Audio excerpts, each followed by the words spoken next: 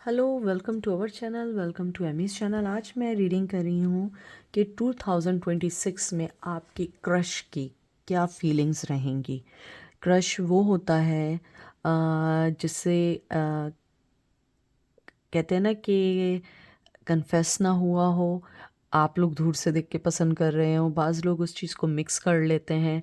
हाँ, हो सकता है वो आपके फ्रेंड सर्कल में हो या आप उसे जानते हो, लेकिन आज तक एक दूसरे से कन्फेस ना किया हो कि मोहब्बत है या नहीं है। तो आप उस पर्सन के बारे में पूछ रहे हैं जिससे अभी तक आप लोग अपने दिल की बात ना कह पाए हो। यहाँ पे हम क्रिस्टल विजन टैरो यूज़ करेंगे। जर्नल कलेक्टिव रीडिंग है और स्पेल कैस्टिंग ऑरिकल कार्ड से हम मैसेजेस निकालेंगे एंजल के। जो चीज़ रेजोनेट करे वो लीजिएगा, जो चीज़ रेजोनेट ना करे उसको बिल्कुल मत लीजिएगा। तो देखते हैं कि 2026 में आपका क्रश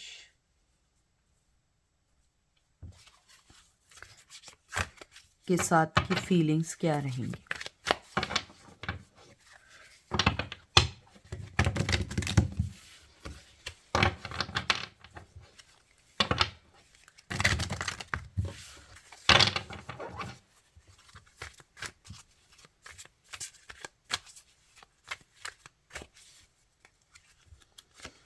सबसे पहले आया है 10 ऑफ पेंटिकल।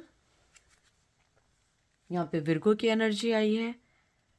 फिर आई है 5 ऑफ सोर्ड्स की एनर्जी, एक्वेरियस की। फिर आई है टावर की। यहाँ पे फायर का साइन आया है।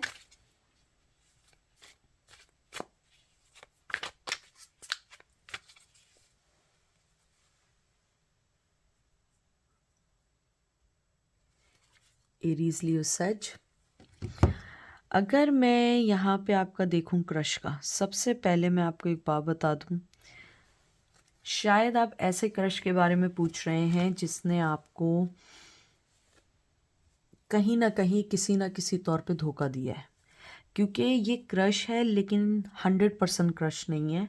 कहीं ना कहीं फीलिंग्स इन्वॉल्व रही हैं दोनों तरफ से। और मुझे यहाँ पे लगता है आप जिसके बारे में पूछ रहे हैं आप उससे बहुत लॉन्ग टाइम से नो कांटेक्ट सिचुएशन में। कन्फेस की तो बहुत दूर की बात है, लेकिन कांटेक्ट नहीं है, कोई चीज़ नहीं है। आप इन अ मीन वाइल आपने अपनी ज़िंदगी को बहुत चेंज किया है। फाइनेंशियली वाइज आपने बहुत चेंज किया है। आपने एक अपनी ज़िंदगी का कहते हैं ना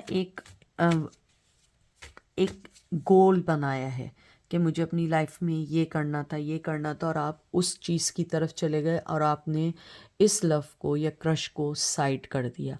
क्योंकि ये पर्सन जो है कहीं ना कहीं आपकी लाइफ में तो था, लेकिन इसने आपको बैक स्टेप किया है, आपको धोखा दिया है, चीटिंग करी है, बहुत स्ट्रॉन्ग चीटिंग की है। क्योंकि मुझे नहीं मालूम, हालांकि क्रश में अमूमन ऐसा नॉर्मली होता नहीं है कि धोखा हो, क्योंकि जाहिर सी बात है जब इजहार ही नहीं किया एक दूसरे से, मोहब्बत दूर दूर से की, तो चीटिंग का सवाल ही नहीं होता। अगर कोई किसी में इन्वॉल्व है तो इसका मतलब है वो आप में इन्वॉल्व नहीं है। लेकिन यहाँ मुझे लगता है कि कहीं ना कहीं वो आपके साथ इन्वॉल्व थे। आप श्योर थे कि वो आपके लिए फीलिंग्स रखता है, लेकिन उसने एंड में आपको धोखा दिया है। देख लीजिए, मून का कार्ड, धोखेबाजी का कार्ड आया है। मैं 100% श्योर हूँ आपको बहुत बड़ा धोखा मिला है। यहाँ पे पाइसीस की एनर्जी आई है और उसके बाद आई है 2 ऑफ कप की।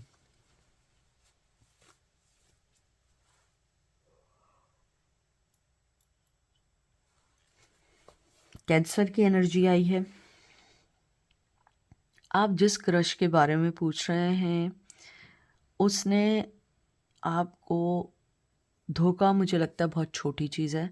उसने बहुत हर्ट किया है किसी लेवल पे। अब ये आप लोग मुझे बताएंगे किस लेवल पे हर्ट किया है। क्योंकि यहाँ पे मुझे स्ट्रांगली एक धोखा और बैक स्टैबिंग के साथ मुझे यहाँ कुछ लोगों के लिए ऐसा भी लग रहा है कि उन्होंने चीट आपके किसी बहुत करीबी के साथ मिलके की है, जिसका आपको नहीं था। आपने एक वक्त में 2 लोगों को खोया है। क्रश को भी और फ्रेंड को, या वो जो भी रिलेशन था जिसके ज़रिए उसने धोखा दिया। आप स्टार्टिंग में दोनों ने एक दूसरे को अपनी मोहब्बत का कब दिया, एक दूसरे के साथ इमोशन भी शेयर हुए। यहाँ मुझे 100% क्रश नहीं है, मुझे यहाँ पे 75 आप समझ लें क्रश है, लेकिन 25% लव है जो कन्फेस हो चुका था, क्योंकि आप दोनों ने एक दूसरे से मोहब्बत की है, एक दूसरे को बताया है, लेकिन आपने उसके रेड फ्लैग्स को इग्नोर किया कि वो पर्सन आपको चीट भी कर रहा था, आपके साथ भी नहीं था, लेकिन आपने फिर भी उस चीज़ को अगर कर भी लिया था ना, आपने इग्नोर कर दिया।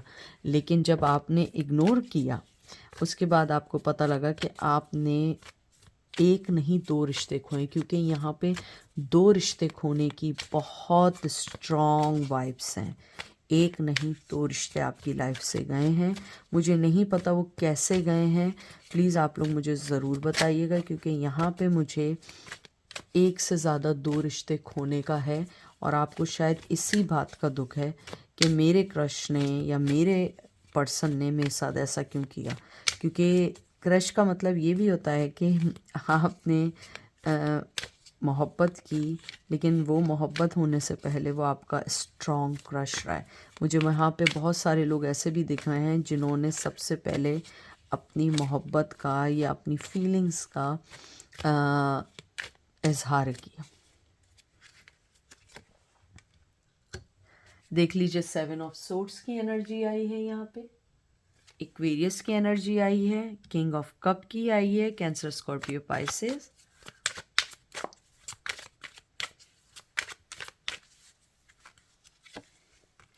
और डेथ की एनर्जी आई है,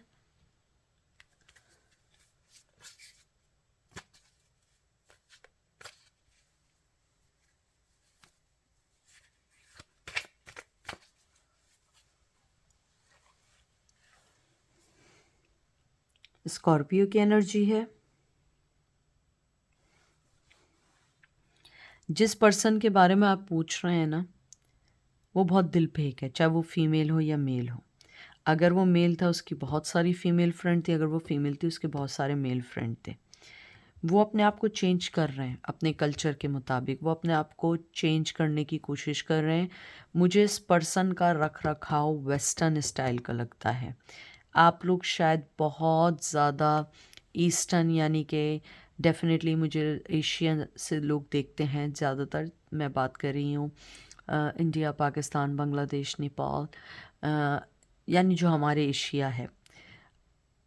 आप लोग बहुत ज़्यादा, मैं कंज़र्वेटिव नहीं कहूँगी, बहुत ज़्यादा अपने रूट्स से जुड़े हुए हैं।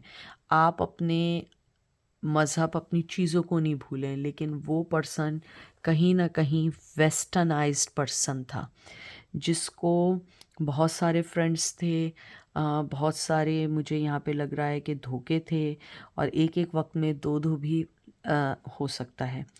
2026 में अगर मैं देखूँ, वो पर्सन आपकी तरफ बहुत चेंज व्यक्ति बन के आएगा, क्योंकि डेथ का कार्ड आया है। वो अपने आप को चेंज कर रहा है या कर रही है। मुझे लगता है एज फैक्टर भी है, शायद अब वो यंग इतने नहीं रही या नहीं रहे, तो शायद अब उनकी इन चीज़ों से अट्रैक्शन चली गई हो।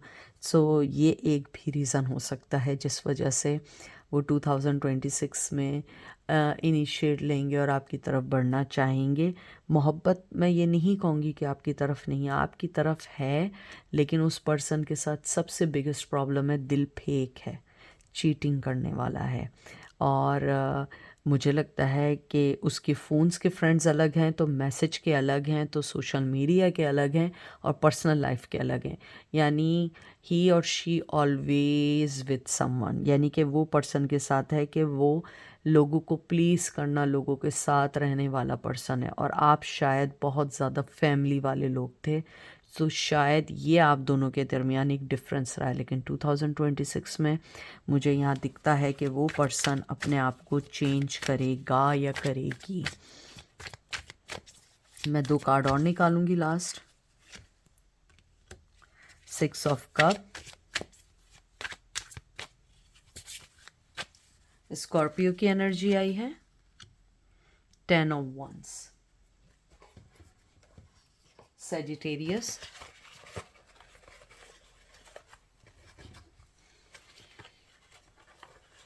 आपका जो पर्सन है 2026 में वो आपकी तरफ बढ़ेंगे और आपको इक्वल गिव एंड टेक करने की कोशिश करेंगे, लेकिन मुझे यहाँ स्ट्रांगली लगता है कि आपको अब ये ज़िंदगी में बर्डन नहीं चाहिए। आप लोग इस बर्डन से थक चुके हैं, अब आपको ये नहीं चाहिए। शायद उस पर्सन को आपकी ज़रूरत ज़्यादा हो गई हो, लेकिन मुझे यहाँ लगता है कि आपको अब इस पर्सन में इतनी अट्रैक्शन नहीं दिखती जितनी शायद पहले दिखती थी। मुझे यहाँ पे लगता है कि आप जिस पर्सन के बारे में पूछ रहे हैं, आपने उसे बहुत अरसे से जानते हैं। माइट बी कि आप उन्हें बचपन से जानते हो। अगर बचपन से नहीं जानते तो आप ऐसे पर्सन का पूछ रहे हैं जो आपकी लाइफ में बहुत अरसे से था और आपको क्रश था, लेकिन आपने उसको बताया नहीं, और जब बताया तो उसने आपको पॉजिटिव सिग्नल दिए, लेकिन फिर उसके बाद चीटिंग कर ली। या आप पहले से जानते थे कि वो बहुत सारे लोगों में इन्वॉल्व रहता है, लेकिन आपने शायद फिर भी एक चांस देने की कोशिश की। मैं अगर यहाँ देखूँ 2026 में वो पर्सन चेंज होके आएगा, लेकिन शायद आप उसके साथ अच्छा रहेंगे, सिंसियर रहेंगे, लॉयल रहेंगे, लेकिन मुझे लगता है मोहब्बत उतनी नहीं रहेगी जितनी है। शायद आपको कहीं ना कहीं वो पर्सन चाहिए कि वो आपकी तरफ आए। शायद आप उससे अपोलोजाइज़ की उम्मीद करते हैं, आपको लगता है कि उसे मेरे पास आके माफ़ी मांगनी चाहिए, और जब वो आपकी तरफ बढ़ेगा तो शायद आपको लगेगा कि बस अब यहाँ पे मैं डन हो गई हूँ या हो गया हूँ, अब मुझे ये नहीं चाहिए क्योंकि मैं यही चाहता था या यही चाहती थी। मुझे कुछ लोगों का ऐसा भी लग रहा है। ठीक है, तो 2026 में वो आपकी तरफ आएंगे। अब मैं 2 कार्ड निकालती हूँ कि एंजल आपको क्या बताएंगे आपकी सिचुएशन में। 2 कार्ड निकालेंगे हम। सबसे पहला है ब्लेसिंग, और ये कार्ड सही नहीं है, मैं इसको यूँ रख दूँ वरना फिर यूट्यूब वाले एक प्रॉब्लम कर देंगे।